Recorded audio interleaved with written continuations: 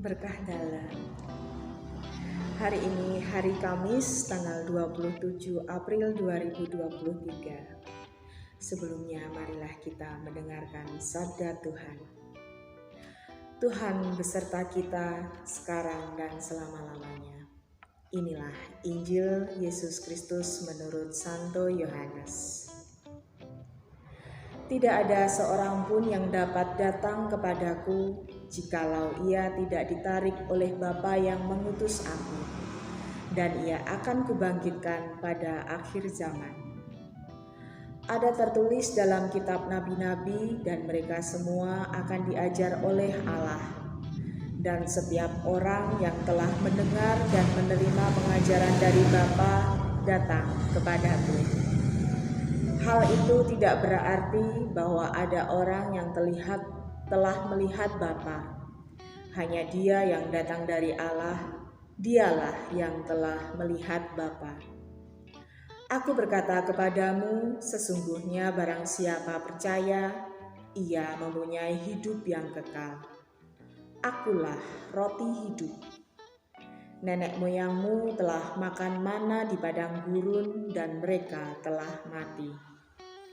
Inilah roti yang turun dari surga, barang siapa makan daripadanya, ia tidak akan mati. Akulah roti hidup yang telah turun dari surga. Jikalau seorang makan dari roti ini, ia akan hidup selama-lamanya. Dan roti yang kuberikan itu ialah dagingku yang akan kuberikan untuk hidup dunia. Demikianlah sabda Tuhan. Terpujilah Kristus. Tema sabda hari ini adalah tentang makanan jiwa. Kematangan untuk mencintai adalah suatu proses memberi dengan hati. Meski kadang berada dalam teriknya sepi yang sesaat lupa untuk berteduh dalam lautan kedamaian yang kian menepi. Sekedar ilustrasi, orang zaman sekarang sadar akan kebahagiaan lewat perhatian akan kesehatan diri atau penampilan yang tinggi.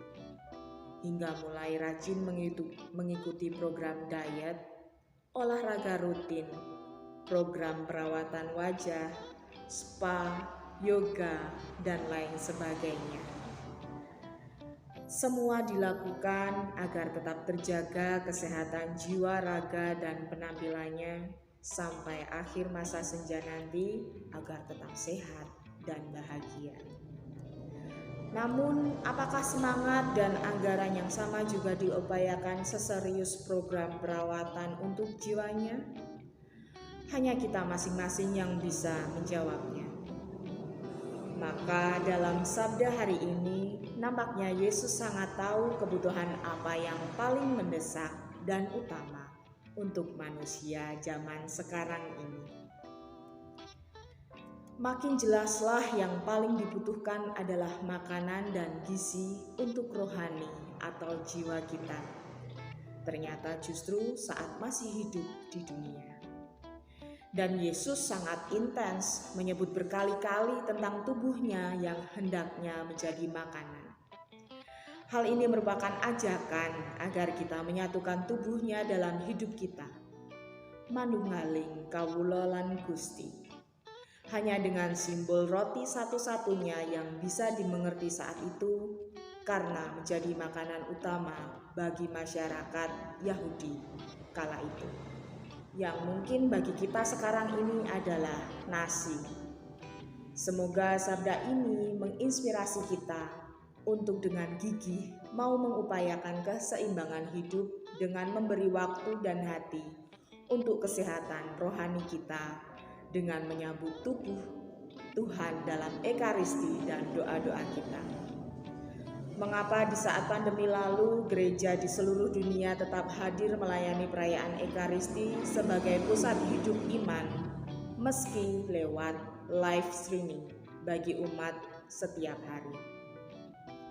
Hal ini penting bahwa Allah melalui gereja berinisiatif hadir sebagai roti hidup atau kekuatan bagi kita agar bisa bertahan di saat-saat gelap dan penuh kegalauan ini. imun tubuh yang terus diupayakan agar mampu menangkal berbagai penyakit, bukan hanya dengan meningkatkan imun tubuh, tetapi yang lebih utama harus kita imbangi dengan makanan jiwa yang memberi kedamaian, menguatkan iman, dan menyuburkan kasih yang menyelamatkan di tengah aneka kegoncangan hidup ini. Mari kita tetap setia menanggapi tawaran santapan termahal yang ditawarkan Allah lewat tubuh Kristus sebagai roti yang hidup bagi keselamatan jiwa kita. Maka setiap kali perayaan Ekaristi, mari kita resapi, kita kunyah, kita jejak, dan kita libatkan jiwa kita untuk masuk dalam misteri iman yang menguatkan dan akan menyelamatkan kita sampai hidup yang kekal. Terima kasih dan berkah dalam.